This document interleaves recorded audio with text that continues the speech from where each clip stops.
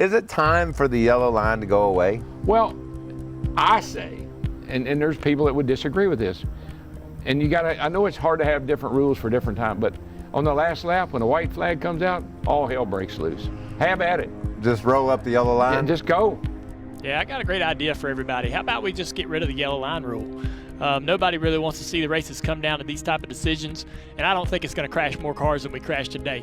So, you know, it's kind of frustrating to have to make these decisions. I know NASCAR doesn't want to be put in this position, so let's just get rid of it get rid of it from here on out. Just let these guys race it out, at least in the last few laps. Before I go any further, let me just say there are two Dales. I'm going to put my name in there with Dale Jr. saying that let's get rid of this yellow line where NASCAR doesn't have to be what we would call put in this position. The frustrating part is we should be standing here today as well as Monday, and we should be talking about what was one of the absolutely classic finishes at Talladega, one of the best performances that we've seen out of a driver, to go to the bottom, to do the things that he did. I never even would have in my mind thought to go to the apron coming off of the corner like what Denny did right there. That's the only conversation that we should be having. It shouldn't be about this yellow line. What if this was how we ended up our biggest marquee event, the Daytona 500? What if this was the result in the ending conversation? I like Dale Jr.'s thing. Just get rid of it. Just get rid of the double yellow line rule. I mean, they put that in place when there was grass on the backstretch.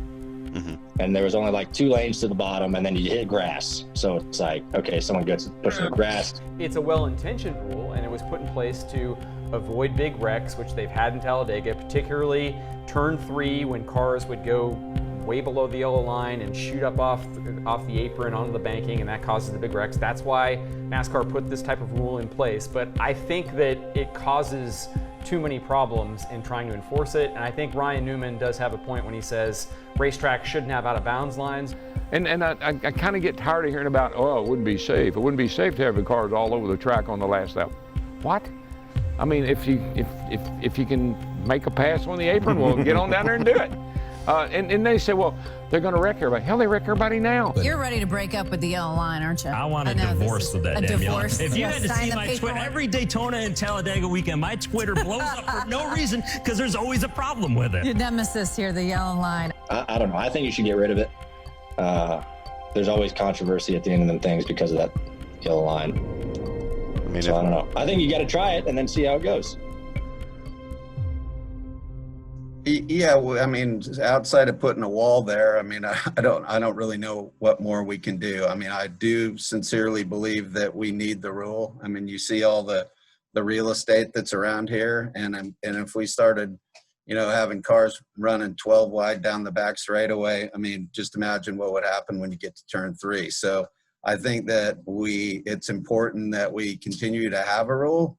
I get out there in the heat of a battle, things happening. It's, it's hard when there's all that real estate down there, but you just can't do it. So, I mean, I don't think that we can eliminate it. I think it would be a mess. So we kind of are where we are. The language of the rule is fine, and there's always going to be judgment unless we put a wall down there or grass there or something like that. So those things would have their own set of large problems associated with them. So, I mean, we've looked at the language many times and landed on where we are to let us make the calls that we feel are necessary for the certain situations. And, we can't just let them.